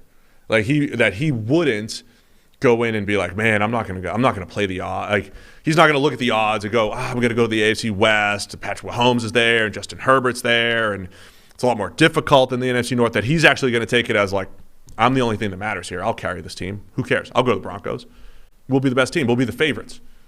So his take is that Rodgers is the opposite. He is so confident in himself, or not confident, or I want to say he's going to blame everyone around him, but we are a couple years removed from 2019 NFC Championship where Aaron Rodgers is like, man, I wish this thing was in Lambeau. Like, that was the thing that they were missing in 2019. The NFC Championship, when they got smoked by the 49ers, is it wasn't in Lambeau. Well, they've had 2 NFC Championships in Lambeau. Is Rodgers, and they lost both. Rodgers the type of guy who's like, well, it's because I didn't have a number 2 behind Davante Adams. It's because it snowed. It's because it was in Lambeau. Like, is he just stacking up these excuses and he's not one of them? And he's not defeated. He's just like, man, give me a better situation. Give me a different situation. I'll go to the AFC West and do it in Denver. Could be the opposite picture that you've painted. Maybe he's not defeated. He's still completely confident. I mean, I could see him. I think he'd be right if he looked at Denver's roster and said, I am the difference between this team being where it is right now, like mired in mediocrity, and this team being a legitimate Super Bowl contender. If he believed that, I think he'd be right to. I think he would make that team an immediate Super Bowl contender. But that's not changing your point, which is the road to get there is a hell of a lot tougher. Like, even if you make the Denver Broncos an immediate Super Bowl contender, okay, that just puts you in a pantheon along with Kansas City and Buffalo. And even to get to those games, you've got to get past Cincinnati and the Chargers with those 2 young superstar type of quarterbacks. And, you know, Lamar Jackson and the Ravens are probably going to be back next year after all the injuries they dealt with this year. Like, the AFC just becomes an absolute nightmare of a road to make it to the Super Bowl. So even if you propel the Broncos into that top-end contender level, you have a worse chance of making that game than you do if you just stay the hell in Green Bay and play the odds as like the big fish in the small pond. Yeah, I mean, if the Packers just keep Aaron Rodgers and franchise tag Davante Adams, yes, and they lose some they're other players, probably in the NFC Championship game again next year. Is that a better starting point? Even if you lose other players and whatever, is that a better starting point than going to Denver, which on paper with Denver, you've got Cortland Sutton and Jerry Jeudy and Tim Patrick and everything, and KJ Hamler. Nice situation there, up-and-coming defense, and your buddy's the new head coach, and you know the system. You don't have to deal with that. Whether that matters or not, you don't have to deal with a new system if you go to Denver. Is that more? I mean, is that a better starting? Is Green Bay a better starting point than Denver? Yeah, it still probably is. It's a better starting point simply because A, you don't have to change anything, and B, the path to the Super Bowl is significantly more clear than it is in the AFC. Also, the draft is still upcoming. Like, maybe Green Bay can finally throw the guy a wide receiver in the draft. You know, like, there's things they can do if they know he's staying. So the Rodgers discussion, that we'll have plenty of that throughout the offseason. The Brady thing, I think we're both. You're saying he's looking at what can I do next year. I'm saying he's not going to care how he went out that much. I think that's craziness based off everything we know about Tom Brady. Because if he just keeps, he also knows it took, they had 10 years in between. Have you watched the second of this, like, man in the arena crap? I've seen enough. This is a man that is, like, still obsessed and mortally wounded to the soul for like a year where they just didn't win the Super Bowl. Like, you're telling me that he's perfectly fine going out in a game where his right tackle got hurt and he has to deal with this like unexpected volume of pressure. He got made to bleed his own blood. And you're telling me he's going to go out like that and be like, I had a good run. No, that man is coming back with a burning fire and torching the rest of the league to get another ring. He's also calculated. He also knows that they had 10 years in between Super Bowl championships. Like when he was the robotic Belichick disciple, it's like, it's tough to win. It's a new year every year. It's tough to win every year in this league. He knows how difficult it is to win. He's calculated. And so he's going to come back next year and they're going to lose in the NFC Championship, and he's going to come back the next year and they'll lose in the Super Bowl, and they come back the next year and they finally win it. Then he's going to go through all this every single year until he wins another Super Bowl. If you think that Tom Brady ever countenances the concept of losing, you have not paid attention to this man's career, ever. That guy doesn't factor in, I could lose. No, he goes out there and he wins. That's what he does. I win enough games to get to the playoffs. I then win the playoffs. I win the Super Bowl. I get another ring. I take the picture. I bounce. That's what he does. He's done that really well throughout his career, for sure. Gronk is already talking retirement. Chris Godwin's a free agent. There's a lot of turnover here. Byron Leftwich is going to go take the Jags job, which, by the way, is getting hotter and hotter because he wants Trent Baalke out. Sounds like Adrian Wilson is who Byron Leftwich wants, and they're closing in on an agreement there in Jacksonville. A lot of turnover here. Bruce Arians said he's calling plays if Byron leaves. So Brady and Bruce have to talk a lot. Bruce probably isn't as nice as Byron, you know? Can have the mean coach again. Or Bruce is going to keep, average depth of target's going to be 12 next year and just keep chucking it down the field. I don't think any of that matters. None of that matters. Brady's just like, we lost. Losing's unacceptable. We're going to win next year. Not just losing, but losing that way. Like, he knows that if Tristan Wirfs doesn't get hurt, he probably has a much better shot at winning that game and going to another Super Bowl and winning another ring and back-to-back. Like, that's in his brain. He's looking at this and he's like, there's an asterisk attached to this loss. Like, this wasn't on me. This was on a freak injury that showed up in the game before, and we just didn't have a chance this year. Next year it'll be different. Next year that guy won't get hurt, and I'll be okay. Like, he's just not going out like this. And the reasons being thrown around, it's like, my family means a lot to me now, and I spend. Your family's been there for years. Why all of a sudden is it important you spend time with them? He all of a sudden is mentioning his family. That's the thing that's changed. No, that's not changing. Like, they've been there for years in the same situation. They don't all of a sudden matter now. Let me ask you this. Brady is a very reflective person, which I think is why he's doing the documentary stuff, because he can go backwards, right? Is he the type to go on like a retirement run? Is he the type to say, okay, I'm going to give it one last go. This is the year. Announce it. Make it a thing, like a retirement tour. Is he a retirement tour type? I don't think he is. No. I don't think many people are like that. Only Ray Lewis? Yeah. I mean, only Ray Lewis has the ability to make something all about himself. Yeah, you need to be that kind of person. Still rally the team around his own retirement run to win a Super Bowl. Only Ray Lewis. You need to be a certain level of narcissist to be like, I'm going to make this whole year about my final goodbye. And like, because some people have done it almost by mistake, where they sort of announce it and they hadn't considered that this is what happens. And it just becomes this circus that they spend like an entire year like shirking from and being embarrassed by and be like, oh, I don't want this every week. I think he comes back, gives it another shot, and that's it. I mean, if you go by previous things Brady said, I'll know when it's time. I don't want to go out. If I could still play, I want to be able to play. I don't want to watch TV and see guys doing it worse than I can do, which, that's most of the league. Also still. said he wants to play to 45. He wants to play till he's 45. He's under contract. They set up the contract to play at 45 and then go. So all I'm saying is I think the retirement stuff is more real than ever, but I could see him giving it one last go here. Huh. The problem is it will be likely with a lesser roster in Tampa Bay. I mean, maybe. It's going to be less turnover. Like, it'll be less stacked. They're not going to do. But remember, this time last year, half the roster was headed to free agency. They brought them all back. Now they're probably not going to do that this time. But I'm saying I don't know if Gronk's going to be back. He's a key part of it still. I don't know if Godwin's going to be back. You're not bringing Antonio Brown back, right? Antonio Brown's certainly not going to be back. I'm just saying they will have some turnover, but it's not like this roster will fall to pieces. They have young, Carlton Davis is a free agent on the defensive side of the ball. They might have a whole new coach there. We'll see what happens with Todd Bowles. It's not, last year was the band was back together. It didn't work. So we'll see. I mean, it kind of worked. They got deep into the playoffs again. Yeah, it kind of worked. And then that goes to the Rams thing. Did the Rams succeed? Right. I mean, for them, I don't think yet. They were, this whole thing was like all in, right? That's the term everybody's been using. Matthew Stafford, it's all in for the Super Bowl. So until they get to a Super Bowl, no. The Bucs, like, they brought everybody back to try and get to a second one. It didn't happen, but I don't think that makes it a failure. Like, they get a pretty good shot at it, and we're, a few plays away from going again. PFF forecast lock of the week. Niners +3 first half versus the Rams. First half +3. Now that goes against your Rams starting hot theory.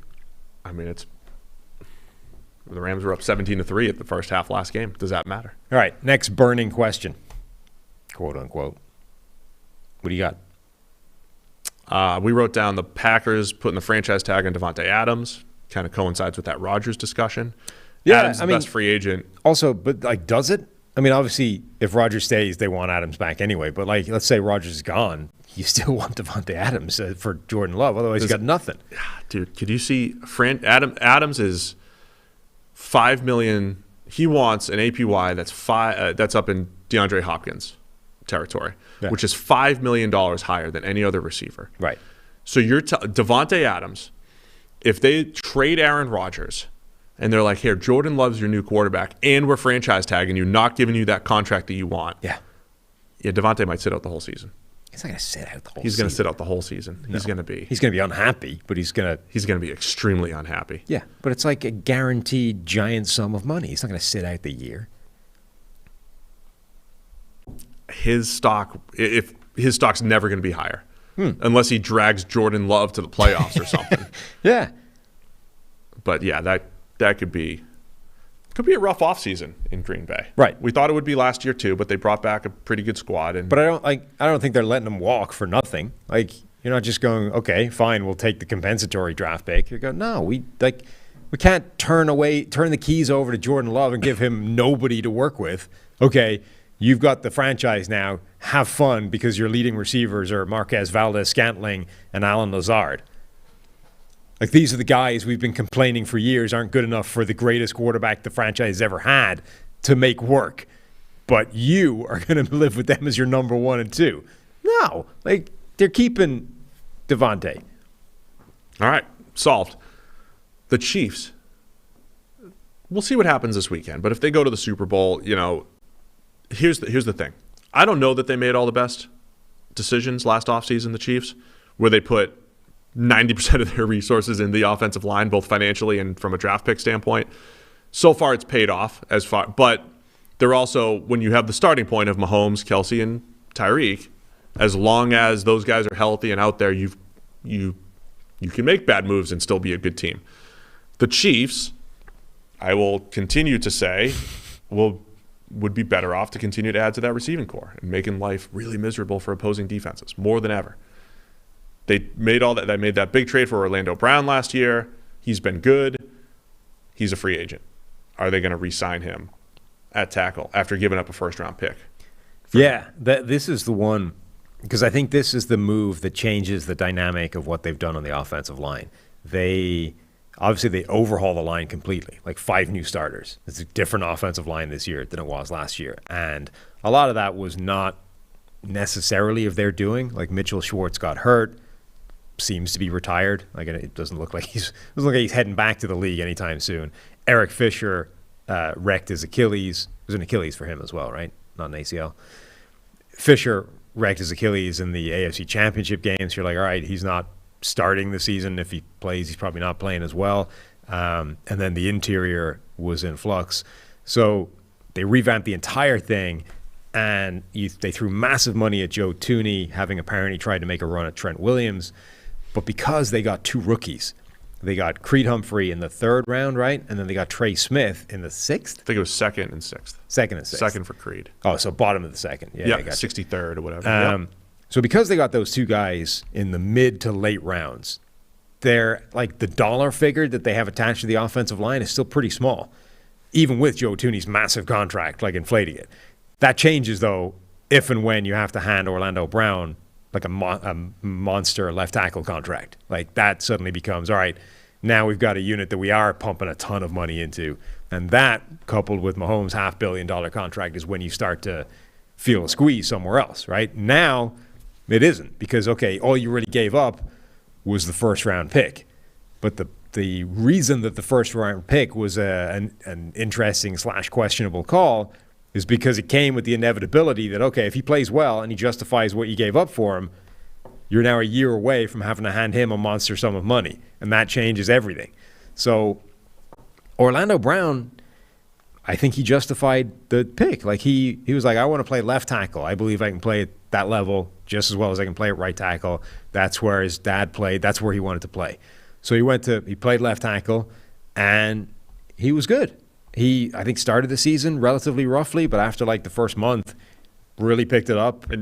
Started rough because he had the Myles Garrett game, right? He went up against Myles Garrett again, who makes a lot of people look silly. Yeah, so I think overall he's been as good at left tackle as he ever was at right tackle. So from that point of view, I think he's justified that first-round pick. But was he good enough that you want to make him like top 5 paid left tackle in the NFL? I would say no, but then if you don't, now you got to find a left tackle, and you just set fire to a first-round pick. Orlando Brown, 13th in PFF WAR. That's our wins above replacement metric, all a part of PFF IQ, exclusively NFL teams that are listening. But also WAR over the last 3 seasons. Orlando Brown's 3rd. WAR is a cumulative stat, so playing well for a longer period of time is how you create more value for your team. So Orlando Brown, not on a per season basis, he hasn't been a top 3 tackle, but over the last 3 years, is because Trent Williams missed a year and things like that. 3rd most valuable tackle in the NFL using WAR on a per season basis. It's close. He's 5th. So if you are going to pay him top 5 offensive tackle money, he actually has been returning that kind of value. But then the question does become, if you have that much money in left tackle and left guard, even with the other rookies there, can you get that wide receiver 3 that would be wide receiver 2 really, wide receiver 3, option 3, option 4 in this passing attack that's going to keep you at the top of the heap as the Kansas City Chiefs. So that's one of the burning questions this offseason that we'll be discussing over and over again, I'm sure. And we'll see if the last 2 games of the season dictate this as well, right? The point I made before the Super Bowl last year is if Mahomes gets crushed behind this offensive line, it's going to dictate how they build around him. And it did. We'll see if something like that happens here in the coming weeks. Other stuff, you've got the Eagles with 3 first-round picks. You've got the Deshaun Watson stuff. You have all of the QB movement, Deshaun Watson, Russell Wilson. Everything's there. Of course, Rodgers, who we already mentioned, but and QB the Eagles, carousel in general. The Eagles appear to have sort of hitched their wagon to Jalen Hurts, at least judging by what Harry Roseman has been saying. Like he's saying, you wouldn't come out now and say he'll be the starter next year if you were on the fence about it. Sure you would. Why? Because he's the quarterback on the football team right now. He's the starter, yes. But now, there's literally nothing it can affect now. When I'm a GM, the games Sam, have finished. I would fool you so much. I would fool you. You'd be on my staff, so I wouldn't fool you. You'd be with me doing social media. But I would fool the media, so people like you. When you say fool, you mean lie, too. That's not a lie. How is that not a lie? Because he positioned it like, right now, going into the he said, I think it was going into the offseason, Jalen Hurts is our starting quarterback. Of course he is. He was fairly declarative that Jalen Hurts will be the starting quarterback next year. No, I don't think so. Yes. And there's no reason to say that now unless it's true. Because if you went out and there is. No. There's literally no reason. Yes, there is. There are no games. So you can't upset Jalen Hurts to the point where it affects his performance. Because you have 3 first-round picks, and there's other teams that want quarterbacks. So? And they don't because a big part of the draft is knowing the other people's hand. Are they going to draft a quarterback? I don't know. Do we have to trade up? Do we have to leapfrog this? Do we wait? Whatever. The Eagles are in the mix for Malik Willis and Sam Howell and Kenny Pickett. Of course they're in that discussion. Why? Because they can be.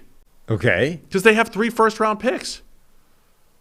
Yeah. So you're just going to buy into what he said. Yeah, Jalen Hurts is our guy. There's no way they're going to draft a quarterback. They're not going to trade for Deshaun Watson or Russell Wilson if those guys become available. Nope. They said Jalen Hurts is the guy. I'm buying it. I don't think there is no way that they do anything different. No, you bought it. But I think that you bought it. I think their plan is for Jalen Hurts to be the starting quarterback next year, and then for them to use those 3 first-round picks on things other than quarterbacks. Well, we'll see.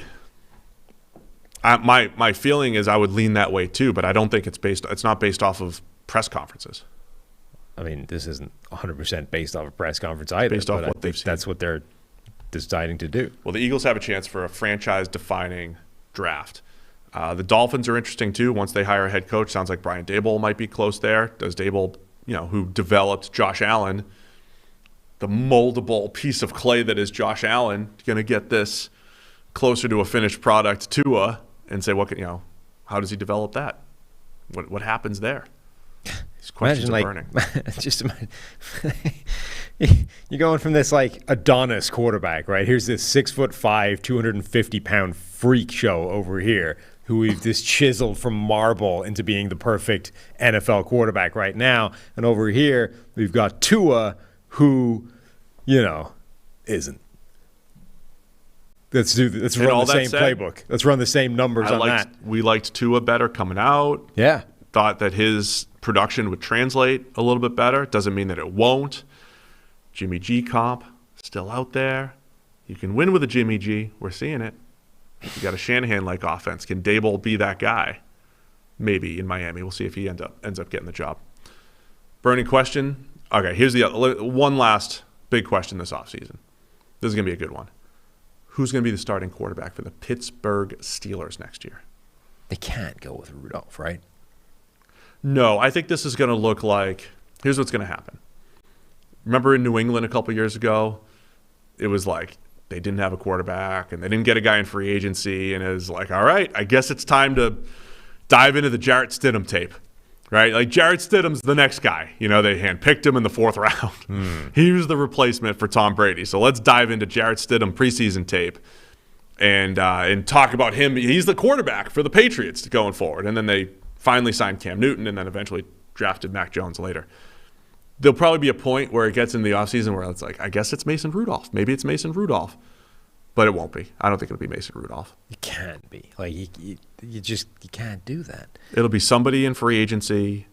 Doesn't it feel like they're the kind of team that would because they're remember, this team hasn't had a losing record since they drafted Ben Roethlisberger. Like, that was the last bad season that they had, which put them in a position to draft Ben Roethlisberger in the first place. Now he's walking away, but not off the back of a season that was bad enough to let them get his replacement in the draft. They don't have that high prick. So unless they love one of these guys in this weird draft and one of them sort of falls far enough that they're like, all right, it's worth a shot late in the first round. Unless that's the situation, and I don't see them being the type of team that makes like a monster trade happen for a Russell Wilson or an Aaron Rodgers or whatever, they're the kind of team that like, Marcus Mariota might be a thing. We can make that happen for a year or two and then like desperately try and find something better. But I think Mariota might be the right option for That's what I'm saying. Like, just because they're in that spot where they don't have an obvious fix. Don't they also feel like the team that's like, we're the Pittsburgh Steelers? How do we do things historically? Well, we have a center who starts for 10 years at a time. So you draft a center in the first round, and he's our starter forever. We have Dermontti Dawson, and we've got Webster, and we've got Marquise Pouncey. That's what we do.